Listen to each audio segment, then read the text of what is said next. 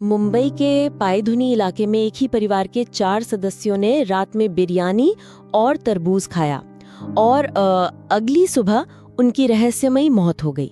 आज की सबमिशन में इसी घटना का विवरण है। तो आइए बिना समय बर्बाद किए इस रिपोर्ट को और अधिक प्रभावशाली बनाने के तरीकों पर बात करते हैं। बिल्कुल, शुरू करते हैं। तो मेरा पहला पॉइंट सीधा सीधा ये है कि इस रिपोर्ट के नैरेटिव में सबसे बड़ी खामी घटना की गंभीरता और जो डॉक्टर द्वारा दिया गया सामान्य कारण है ना, उसके बीच का तार्किक असंतुलन है। एग्जैक्टली ये वो पॉइंट है जो पूरी स्क्रिप्ट को ही कमजोर कर रहा है। मतलब जब हम नोट्स को देखते हैं तो वहाँ कामा अस्पताल के डॉक्टर का एक बयान है।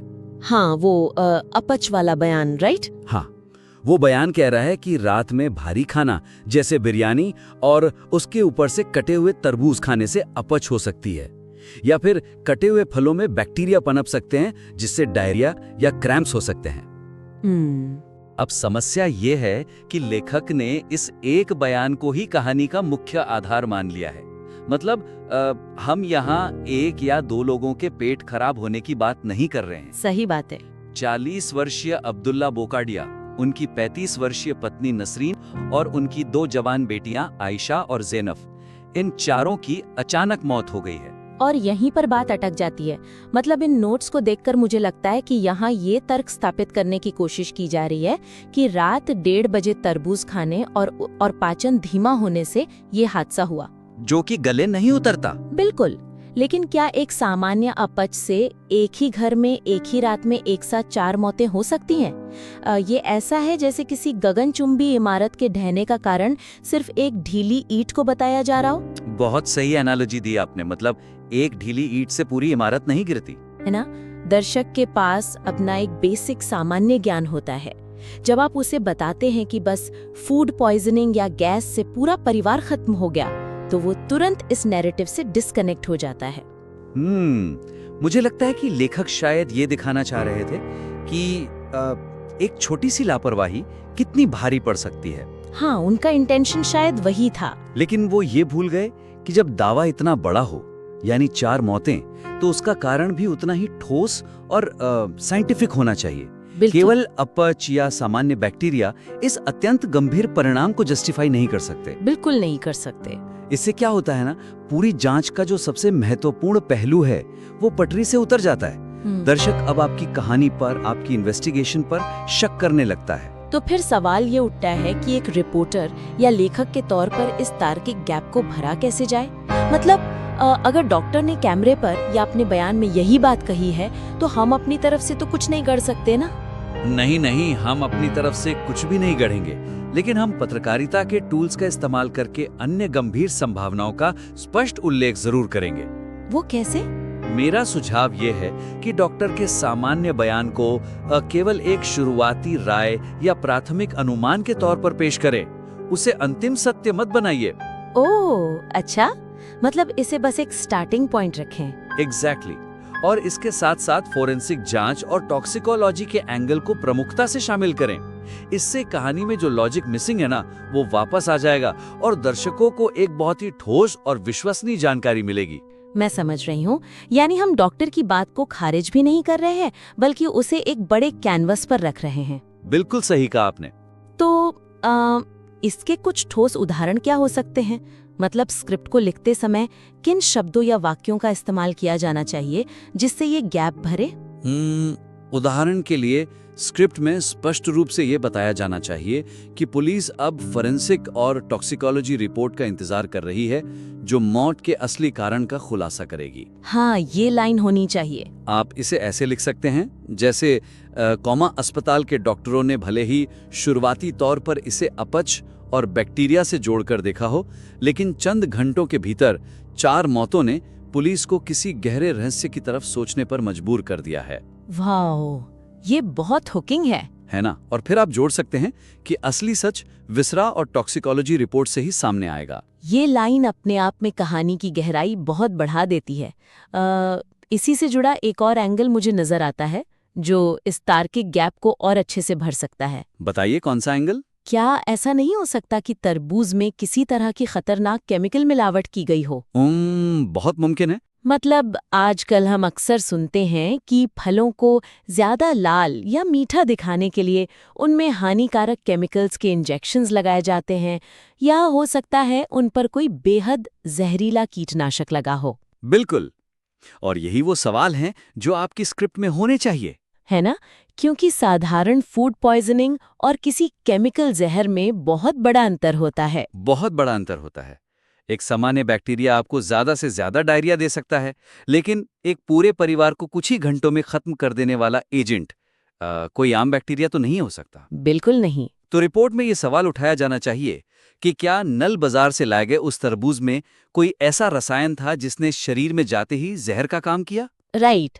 इस एक सवाल को शामिल करने से आपकी रिपोर्ट एक साधारण क्राइम डायरी से उठकर एक गंभीर खोजी पत्रकारिता का रूप ले लेती है। मैं पूरी तरह सहमत हूँ। और पता है, जब आपके पास रिपोर्ट में इतनी ठोस कड़ियाँ नहीं होती ना, तो अक्सर एक और समस्या जन्म लेती है। कौन सी समस्या? चूंकि रिपोर्ट में मौत का कारण बहुत कमजोर बताया गया है, तो लेखक उस खालीपन को भरने के लिए और सनसनी बनाए रखने के लिए एक ही घटना को बार बार रिपीट करने लगता है। ओ हाँ, ये बहुत कॉमन मिस्टेक है।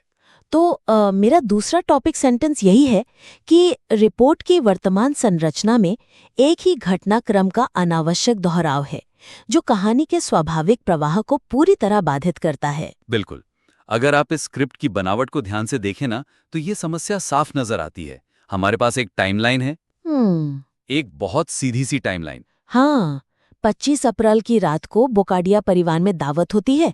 6-7 मेहमान आते हैं, पुलाव और बिरयानी खाई जाती है, मेहमान चले जाते हैं। राइट। उसके बाद रात करीब 1:30 बजे परिवार के चारों सदस्य नल बाजार से लाया हुआ तरबूज खाते हैं और सुबह उनकी तबीयत बिगड़ती है। ये एक बहुत ही सीधी और स्पष्ट टाइमलाइन है। लेकिन इस स्क्रिप्ट में इसके साथ क्या किया गया है?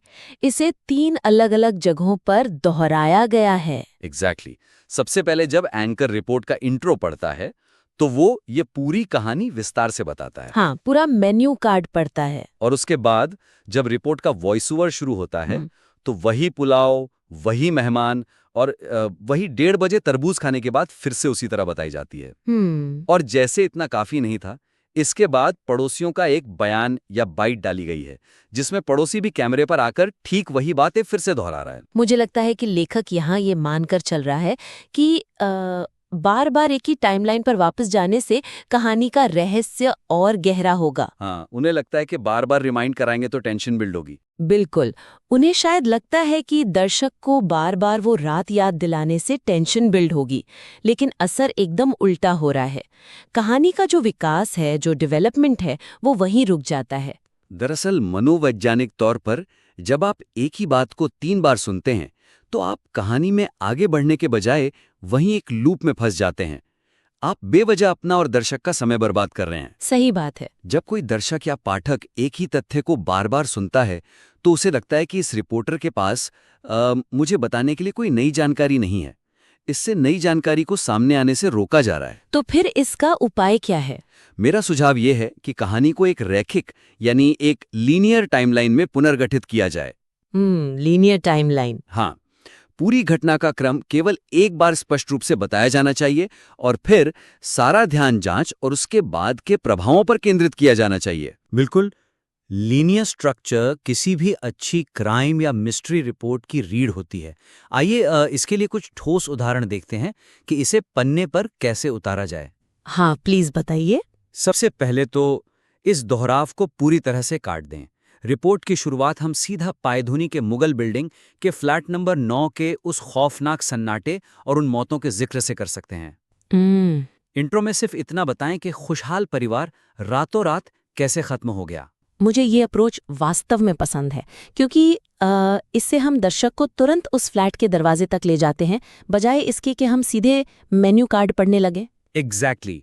और उसके बाद पड़ोसी के बयान का उपयोग करते हुए एक ही बार में पूरी टाइमलाइन स्थापित कर दें। मतलब वॉइस ओवर और बाइट को मर्ज कर दें। हाँ, वॉइस ओवर में आप बस इतना कह सकते हैं कि पड़ोसियों के मुताबिक उस रात घर में दावत थी, और फिर सीधे पड़ोसी की बाइट प्ले कर दें, जो बताएगा कि 1:30 बजे तरबूज खाया गया और सुबह उल्टी दस्त के बाद उन्हें अस्पताल ले जाया गया।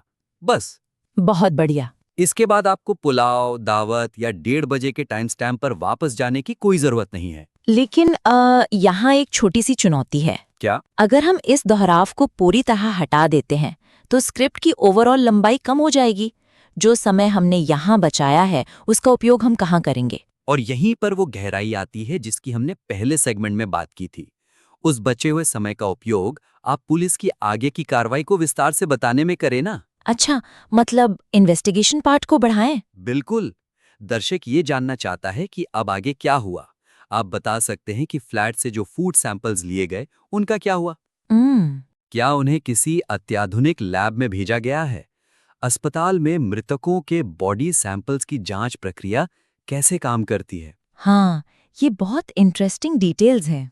क्या नल बाजार के उस फल विक्रेता की पहचान कर ली गई है जिससे वो तरबूज खरीदा गया था?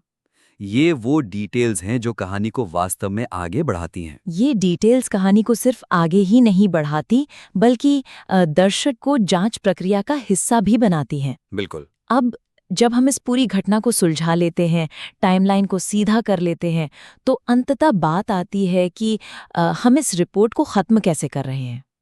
क्लोजिंग। हाँ, और मेरा तीसरा टॉपिक सेंटेंस यही है कि रिपोर्ट का समापन केवल डर और सनसनी फैलाने पर केंद्रित है, जबकि इसमें जन जागरूकता और व्यवहारिक दृष्टिकोण का पूरी तरह अभाव है। ये बहुत ही सटीक ऑब्जर्वेशन है।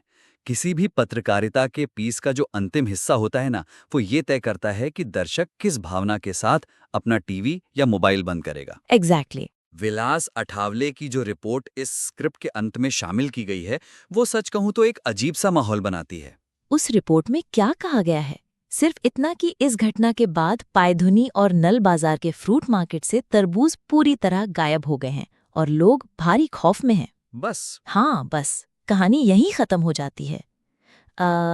ये मुझे उस स्थिति की याद दिलाता है जहां किसी इमारत में आग लगने पर न्यूज़ एंकर लोगों को सिर्फ आग की लपटें दिखाएं, चीखते हुए लोग दिखाएं, लेकिन बाहर निकलने का रास्ता ना बताए। बिल्कुल, सुरक्षित बाहर निकलने का रास्ता यानी फायर एग्जिट ना दिखाए। ये बहुत ही प्रासंगिक एनालॉजी है। मतलब आप बिना किसी ठोस वैज्ञानिक नतीजे के गर्मियों के मौसम में पूरे फल बाजार के खिलाफ एक अनावश्यक दहशत पैदा कर रहे हैं। सही बात है। जब तक पोस्टमार्टम और टॉक्सिकोलॉजी रिपोर्ट नहीं आ जाती, तब तक पूरे शहर में तरबूज खाने को लेकर इस तरह की दहशत फैला देना रिपोर्ट को केवल एक सनसनीखेज स्तर पर खत्म कर देता है।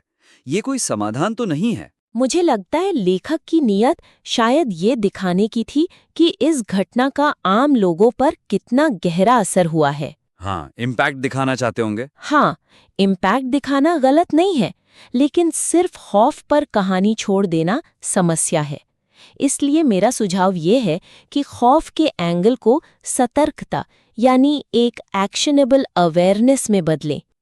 दर्शकों को डराने के बजाय उन्हें शिक्षित करने और सुरक्षित रहने के व्यावहारिक उपाय देने पर जोर होना चाहिए। मैं इस बात से पूरी तरह सहमत हूँ। सनसनी कुछ देर का अटेंशन तो दे सकती है आपको, लेकिन सतर्कता ही एक रिपोर्ट को वास्तव में उपयोगी बनाती है। बिल्कुल। चलिए इसके ठोस उदाहरणों पर बात करते हैं। हम इस समापन को कैसे बदल सकते हैं? हाँ, इसके एग्जाम्पल्स डिस्कस करते हैं। बाजार में तरबूज न बिकने की बात को आप एक सामाजिक प्रभाव के रूप में बिल्कुल दिखाएं। यह फैक्ट है कि लोग डर गए हैं, लेकिन इसके साथ ही रिपोर्टर को यह महत्वपूर्ण सवाल जोड़ना चाहिए कि क्या स्थानीय प्रशासन या बीएमसी सो रही है? बहुत अच्छा सवाल है। क्या उन्होंने नल बाजार के फल विक्रेताओं के फलों के सैंपल्स की जांच शुरू की है? ये बहुत बड़ा पॉइंट है। खौफ इसलिए है क्योंकि कोई जवाबदेही नहीं है। जब रिपोर्टर बीएमसी से सवाल करता है तो दर्शक को लगता है कि कोई उनके हक के लिए बात कर रहा है। एग्जैक्टली।